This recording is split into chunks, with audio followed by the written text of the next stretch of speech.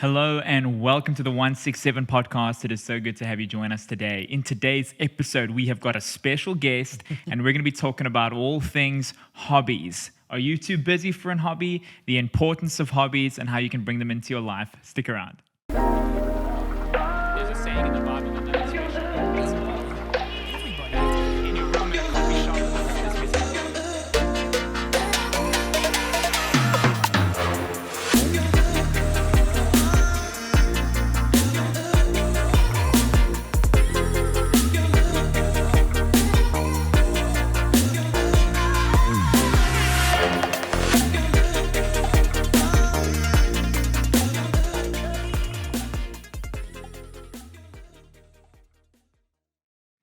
Hello and welcome everybody to the 167 podcast. We have got a very special episode coming your way today. Yep. Firstly, let's address the elephant in the room. And that's not a jab on anything. We have got a special guest in the house, but he's not really a guest. It is our executive. What's your title? I don't know. I've got executive producer, executive social mediaist. Yeah. You know, I take them all, you know. There's never a name which can't be added on top, you know. What's your real name though, for the people at home? Oh, for my real name, my name is Dumiso Matweda. You can call me Dumi. Yeah. All the people call me Dumi. King Mac also, that's the social media handle. If you wanna check that out. Got to throw that in there. Got to throw that in there. So good to have everybody here. So Dumi's joining us today. We are going to be chatting and having a great episode. Swen unfortunately wasn't able to be here today, but you can send him your love in the comment sections. But we're very excited about today. And if you're joining us for the very first time, or maybe you're not a frequent 167 listener or watcher Yet. There we go. Really what the 167 is that it is our podcast. It's also our video podcast that we do, basically with the heart to help people and to add value to your life. The name comes from based on the fact that there's 168 hours in the week. We think that maybe one of those is probably spent in a church of some sort, or we hope so.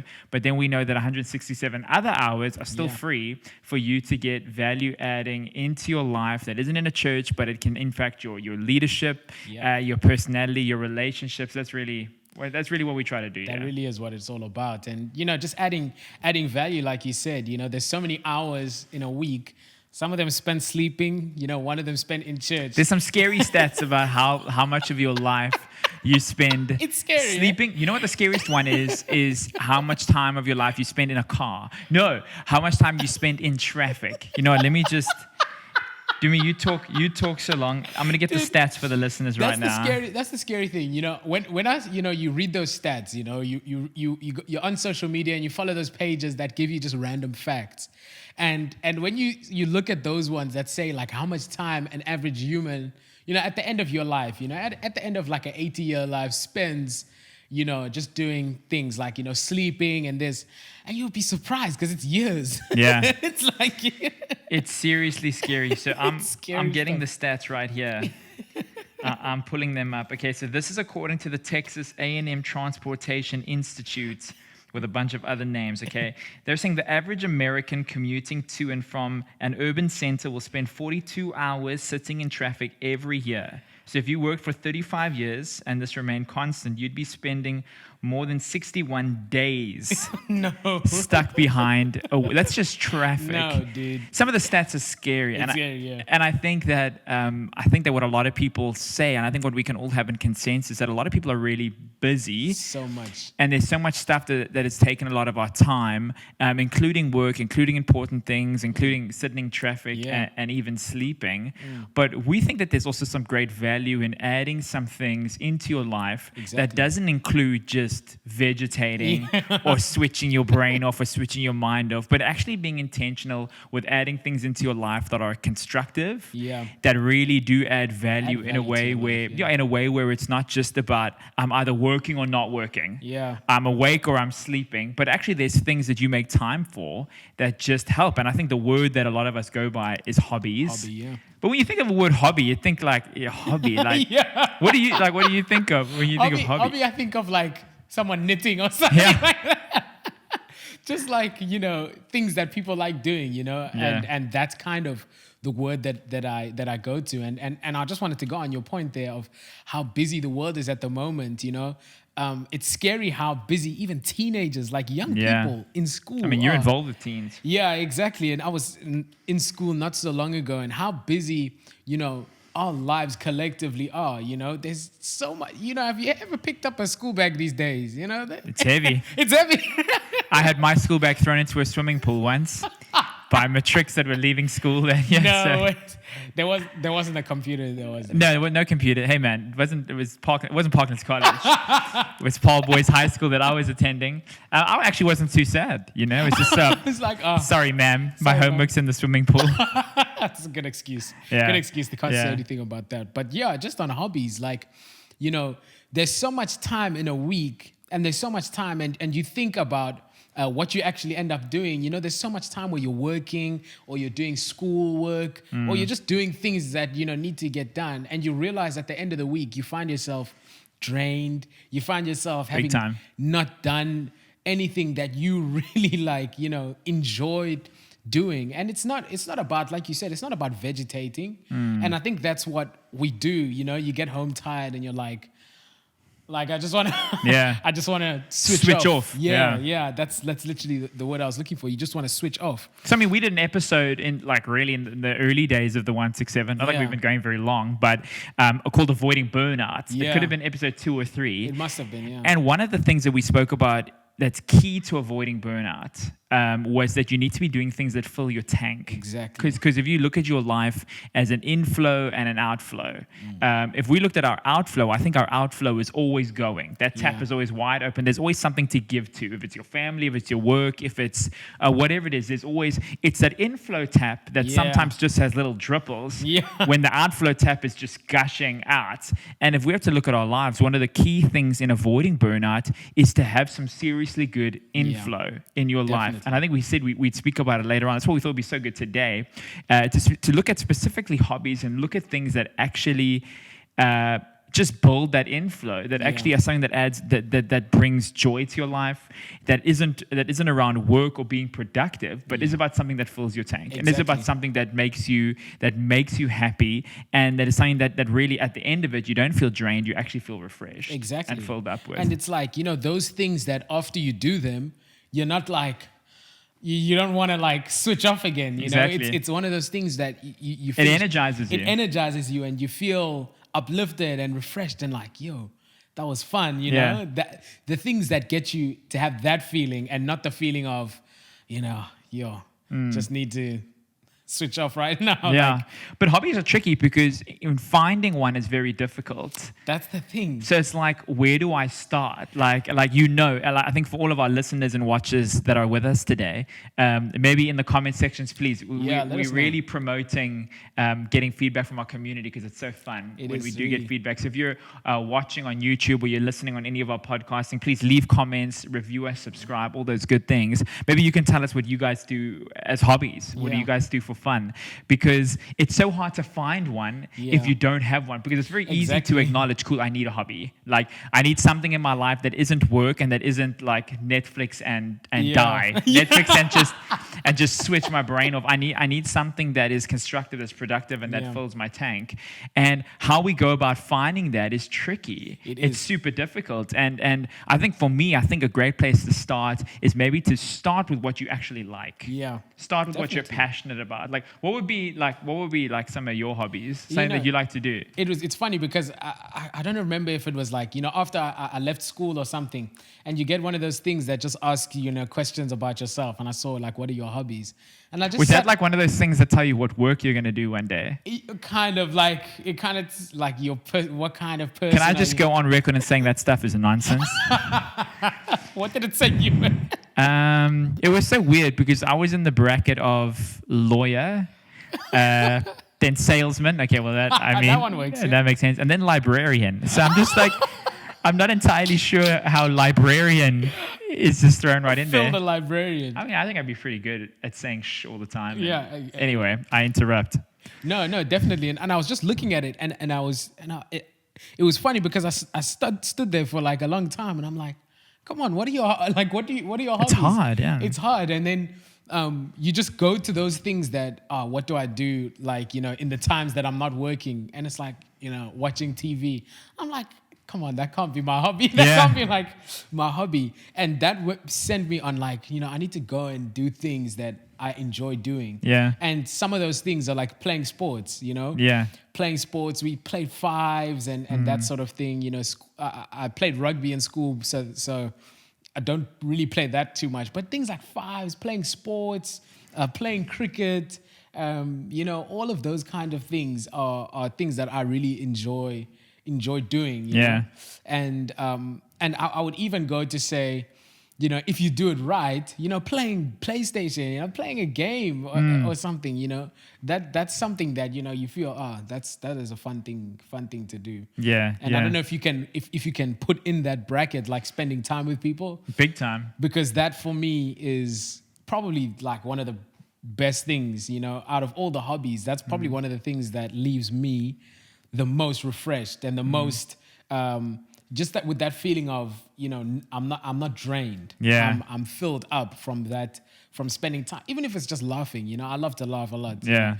Just spending time with someone and just having a laugh. That makes you laugh. Yeah. The thing is, and I love that you say that, because and you know what, the picture I get of someone who doesn't have this type of thing, I picture like a zombie. Yeah. Who's just kind of doing the 9 to 5, and you're just going through the motions, and you're putting foot after foot after foot, but it doesn't actually feel like there's any serious joy or zeal in your life. And I think that is something that I think even as believers, I think Satan has opportunities in those moments to kind of mess with people and to get into your heads, because you're kind of leave yourself vulnerable and open when you're in those moments of just like doing nothing, switching off, sitting in front of it. But if you're out and you're with people, or you're doing something that requires like building a puzzle, a puzzle or something like that, like that, then you keep active, you keep your brain going. And I think I mean Jesus had hobbies. He did, yeah. Jesus had hobbies, and we were talking about it earlier, and we could definitely do this. I think we do it already, but Jesus loved, he had a goal, and his job, let's call his 9 to 5, let's call it ministry. Yeah. Oh wait, no, actually he had a real 9 to 5. He's a carpenter. So Jesus was first a carpenter, and then when when the moment came we had to start ministering, and really the purpose, he came to earth, he would gun it. I mean, he would spend full days just preaching and sharing and multiplying food, which was awesome. But one of Jesus, what he really also liked to do was to sit and eat with people. Yeah. All the time. I mean, I was reading just yesterday about the call of Matthew, the tax collector, and straight after that, they had a party. Called Matthew, called him to follow him, and then they go to Matthew's house. Yeah. And they eat food and they enjoy. And he actually got tuned for the types of people that he was hanging out with, but he didn't care. He loved eating food and spending time with people. And I can just imagine that those would have been such refreshing moments for Jesus, because it just would have been this really cool space to connect with people, to speak with people, to have a laugh, like you're saying, and to be kind of refreshed and refueled. And another great hobby that he had, if you can call it the hobby, was prayer as well. Yeah. Just pulling aside and focusing on God and praying. And these would all be things that would refill his tank. And I love how you said it earlier, would re-energize him, so that when it's done, it's not like, okay, now I need to switch off from my hobby. Yeah. It's got to be, I can do this, and actually afterwards, I feel like I'm ready to go. Yeah, exactly. And I love that you mentioned that, because I was reading that, if you read in the Gospels, like Jesus, like he would just eat with people. That was his like number one thing to do. Like, let me come to you. He invited himself to people's houses. He did do that. I don't know if that would have been cool, but he'd be like, we're eating at yours tonight. Just you know what I can imagine? I can imagine when he said that, people were like, okay, what do you serve they him? run home, they like clean up the house quickly. Like, big time. Yeah, what do you serve him? Yeah, you know. No, listen. So, I love that about him, and I think that gives us such a great framework that we as people need to work towards that. So, for all our listeners today, I think the goal and the heart of today is to identify things in our lives that can help us get that re-energizing and that remotivating. And the really cool thing about hobbies as well is that when you do take up a hobby, maybe it's something different. Hobbies make you interesting. They do. So we as people, we want to be interesting, and we want to be able to speak to people, share from experiences, share. But if your life is just your 9 to 5, getting home, eating, watching TV, and going to sleep, there's not really layers. Yeah, there's and I mean, we can be vulnerable and real. There's not really layers to your personality. But if there's things that you do, like I love it when I find out something super weird about somebody. Yeah, and it just becomes a thing. Like you're just chatting. It's like, well, I actually do horse riding. It's like, what? Like, what? You ride horses? But it's cool and it's interesting, and it also creates spaces for you to find common ground with different people. True. And I don't mean to bring it back the whole time, but I mean we met some really cool people that are now super involved in our church. That's true. Leading life groups, like amazing, all because we enjoyed playing 5 soccer on Sundays. On a Sunday, yeah. So we had a friend of a friend, and then we would connect with these guys, and then after a while they started coming to church, and we just developed this. But it all came from a hobby of just wanting to get out. Exactly. God will use anything. He will definitely use anything. Yeah. And I love that you said that connection point, because you really, you sometimes find yourself like, God, how do I reach out to people? How do I, it's a big question. go out there and, and lead people and bring people towards you. And it's actually such a difficult thing when you just think about it like that, because, you're just going into the world. But if you think about it like, what do you enjoy doing? Yeah. Do you enjoy playing golf? Do you enjoy, whatever it is? That's something that you can do with someone else, and it builds a relationship with that person. We used to play those fives games. Yeah. First, we didn't know any of their names. We didn't know who they were, what they enjoyed doing. But over those weeks, we had like some intense battles. They won, we lost. We won, they lost. Yeah. And over the course of those weeks, we began to, know each other's names. Then you know this about this person, and then they come to church once or twice, and then they just become people that you have such a strong relationship with, and you don't even know how it happened. Yeah. And you have that space where you can speak to Jesus. You speak to them about Jesus, and you don't even know how that happened. But it's over those moments where you're doing something that you enjoy doing. And I think that God uses that. Yeah. And the thing is, we always say, the one thing we always say in church is that, like, the pastor can't invite everyone to church, Yeah. And the leaders can't invite everyone to church, because everyone is a certain type of person. You have a certain type of personality, and you'll connect with a certain type of personality. Yeah. And if you close that off to so many people, the church is not going to grow.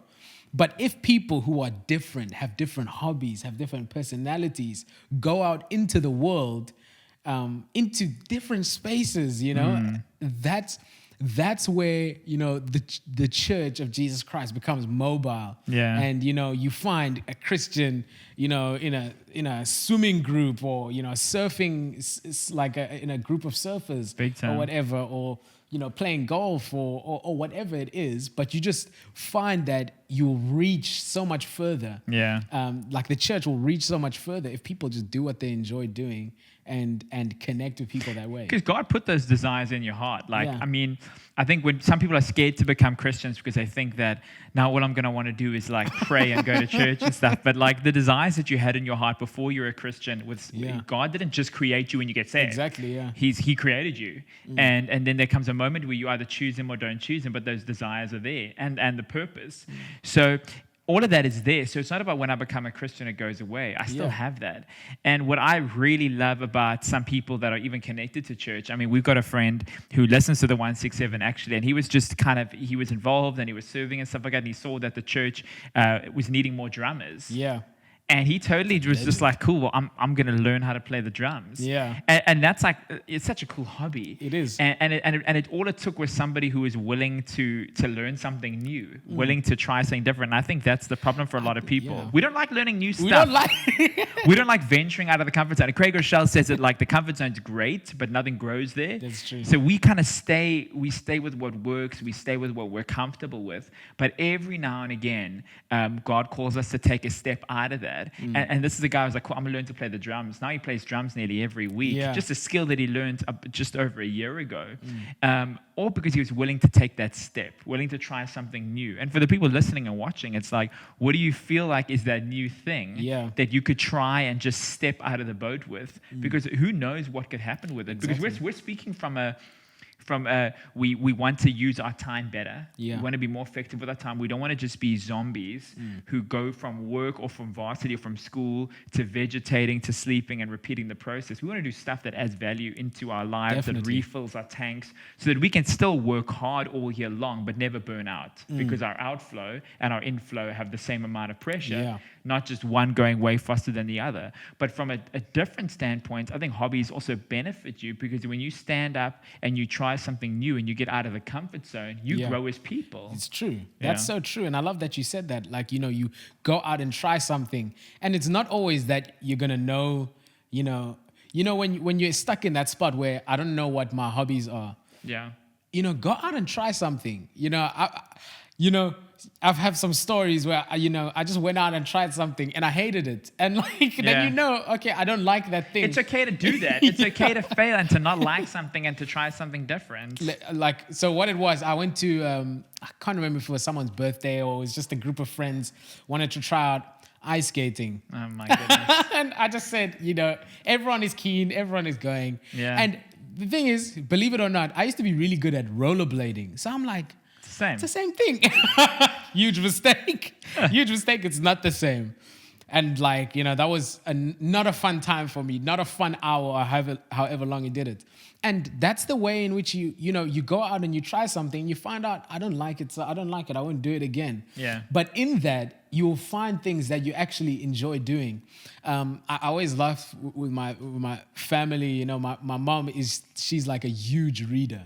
She reads, she doesn't, I don't even think she doesn't watch TV. Wow. She reads. So if there's a book and there's a movie, she's what going she for always the book. says? When my dad, my brother, and I, we all support Man United, so we all love watching football. And she has none of it. She's like, we're always make a joke with her. It's like, are you gonna watch the Man United? And she's like, what does that have to do with the price of rice? Yeah. That's her thing. She like that. She doesn't. She's into the books. Yeah. So that was one thing that she always tried to encourage us to do. And when you're a kid, you don't really you're like, no, I'm not keen. I don't want to read. Is there a movie that I can watch about it or something? And then I actually, took it. Actually, was one day, let me just find a book, and find one to read. And I found that I was looking for times when can I read the next chapter and when can I get into it? And that's all just because I went and tried it out. And I love books and I love people that love reading always say when I'm reading a good book, it feels like I'm there. Yeah. I'm in the book. I'm totally disconnected. And sometimes we need that. It's not like an escapism. I'm not saying, hey, we got to just get out of our lives and escape. But I mean, if you've got a hobby that can kind of make you forget about the stresses of that day, the stuff that agitated you, the stuff that annoyed you, you can change your own spirit and you can become more joyful. So for some people, maybe it's that hour in the gym, maybe it's that hour reading, or maybe it's painting, or trying to recall on something that you used to do as a child. Yeah. That's often a good way to find a hobby as we're getting a bit older. Find something that you used to enjoy as a child, and then try to incorporate that back into your day. But these are such amazing tools and helpful ways to go about it. But I think the hardest step is always the first one. It's always the first one. It's trying to find cool. Am I going to build trains? Am I gonna walk? I find that what's really a great first step when looking for a hobby is to actually look what's in your life right now and to go with that. So we've got dogs at the moment. And actually taking them for walks, we know it's good for them and they love it. Yeah. But it's actually really refreshing because on Mondays, that's our off day or my off day. We would go to the beach kind of early on a Monday morning and no one's at the beach at that time. And even this past Monday, it was a bit misty, it was a bit foggy. And we took the dogs out and they were running and going crazy, and just being able to watch them and taking the fresh air and the nature was so refreshing for me. Whereas some Mondays you're just like, oh, stay in bed late and you almost do nothing for the whole day. Then come the end of your off day, you're actually more tired it's weird thing, than what you were in the beginning. It's a weird concept because I always thought no. it can't be like that, you know. Yeah. When I went into work, you know, people were like, you know, those off days, you know, you need to do something, you know, to fill up your tank. And I was like, I'm tired, man. Like, it's not gonna affect that much. Yeah. And it's such a weird concept that the more you just vegetate and do nothing on your off day or your weekend or whatever, you actually then when the week ends and you get into the next week, you're actually so tired and like drained. Yeah. And it's a weird concept, but it's so true. Yeah. What you said, and it's always like, you know, it can be things that are around you and things that are in your life at the moment, like your dogs, like you said. And what I love also is that you mentioned, you know, going to the gym for an hour and that sort of thing, is setting time aside You must. to do those things that you like. I read this book, it was last year, I think. It was called The Common Rule by this guy called Justin Whitmore Early. Yeah, I've heard about that. The Common book. Rule, and it's all about habits and how habits like form your life and stuff. And each chapter he speaks about, you know, a different thing, you know, if it's, you know, fasting or, you know, whatever. And it just says like, you know, this week spend an hour with your phone off on a day or do something like that. But I just love the emphasis he put on setting times where you will do those things that you like doing. And scheduling them in. I know it seems very, you know, structured. And if you're an unstructured person, you might be opposed to that. But it actually helps so much, you know, where you set a time aside. What we've done as a family, because my mom stays in the UK and my dad stays in Zimbabwe, and my brother and I here, is that we said, you know, we love spending time with each other, but obviously COVID has not allowed that. So we said, okay, how can we now do that? And obviously the miracle of technology, we've got Zoom now. So what we used to do is that we used to schedule, okay, every Monday, we're gonna come together 7 p.m. and have like a games night or whatever, a quiz night. So one person sets up a quiz and everyone else will answer it. Just, you know, that type of thing. And you know, if you set that time aside and you know that, you know, every Monday at this time I'm gonna do this. You know, it becomes something that you just, you know, the time is there. But when you just go into your week and, you know, you won't find the time. True. But if you schedule it in, you will actually find that, you know, I actually do have enough time to get these things in. Yeah, that's so good. And I think even as we begin to kind of close this thought and this episode, something else that I read that I really liked about finding this hobby or finding this thing that adds value is that a good question to ask yourself is, what do I want to change about myself? So it's like, this can be such a great personal growth tool as well. So you look at your life and maybe there's areas that you want to improve in. Maybe you're not very active. And you say, I'd love to change my diet, or I'd love to change my appearance. So then something like food prep. Like on a Sunday where you prep your meals for the week, making sure you're eating the healthy stuff, that can become something important to you. Or doing that gym once a week or 3 or 4 times a week, or that 1 hour a day can become something important. Like for me, and maybe you can share as well, vulnerable for the viewers, like I'm not a very creative person. I'm more, I kind of straight shooter and like I'm very logical in the way that I think. So a great, like something for me to do as a hobby would be something that kind of gets my creative juices flowing. So like it could be painting or drawing. It could be building a puzzle. There's so many great digital creative apps and stuff that you can get on your iPad or your iPhone. But for me, that could be a great starting point to be like, well, what is something I'd love to change or something I'd love to improve in? I'd say my creativity, without a doubt.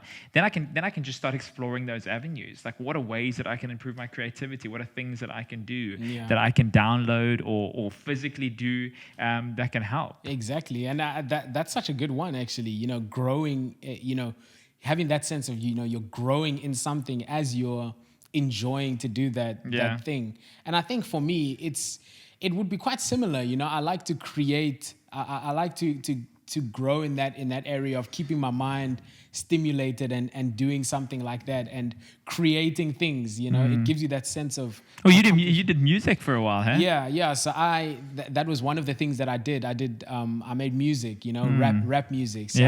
So that I did that for quite a long time, and that's something that in my spare time was like, you know, I love doing this. You know, you just pick out a beat, an instrumental, and you just start writing and you start making music. That's awesome. And that's one of the things that, you know, it helps you because you're stimulating your brain and you're becoming more creative. Yeah. And I think, like you said, there are things that you can do that like as a hobby, but it actually grows you as a person. A puzzle, can grow you in your patience. Wow. Yeah, that's true. Or fishing or whatever it is. You just have to sit there and wait. Yeah. Doing things like that where you can find enjoyment in it, but also be growing at the same time. And there's so many things to do. It just takes you to just go out and be creative about it. Yeah. A lot of people want to get active and do whatever, but they just think, I have to go to gym. Like there's so many other ways. Like some people really hike. Some people like swimming. Some people like skipping or whatever it is. Like you can go out and try different things, and those things, you'll find one thing. Even dancing or whatever it is, you can find your one thing, and you can be enjoying yourself and growing yourself at the same time. Big time. I think that's the goal. And I mean, if we just were to summarize what we're trying to do here for all of our listeners and guys that have been watching, thank you for joining us. And what we try to do in this episode is just speak about the importance of finding things that are filling your tank, finding things that are adding value to your life that isn't your job or isn't something that is a responsibility, but more is something that you add intentionally to grow one, but also to bring joy and to bring that life, and to at the end of it not feel like I've got to now rest after that, but no, that's given me the rest that I need. That's given me everything I needed. So the nap would have done one thing, and we're not saying sleep isn't a good thing. Sleep is great, but just vegetating or doing this thing that is building something inside of me, but also now I feel so much better afterwards. So if you've listened today and if you've watched, then maybe you've got some great hobby ideas or hobbies that you already do that do exactly that in the 167 of your life. Please let us know.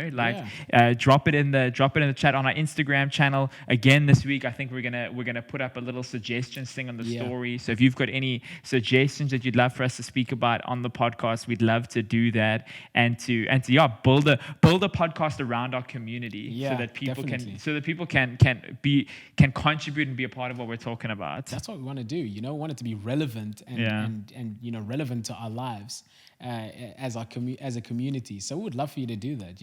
If you're more of an email person, we've got an email. We got an email. We got everything. Yeah, we got everything. The 167podcast@gmail.com. Love that. So if you're on Instagram, you can hit us a DM. Or comment section on YouTube. We're on all avenues. So good. Well, this has been so much. Dumi, thank you so much. I don't think this is going to be your last time as a guest. Maybe you replace me next week. You'll be like, where's Phil? It's like, he's been replaced. Gave him the boot. No. Yeah, but so good. We want to thank you so much for joining us today. And we hope that today has been helpful, adding life, adding value into your week. Don't forget to like and subscribe and to rate, and also to let us know what those hobbies are. Maybe you help somebody else find a hobby today. Yeah. But God bless you guys. Have a great rest of your week, and we'll see you soon.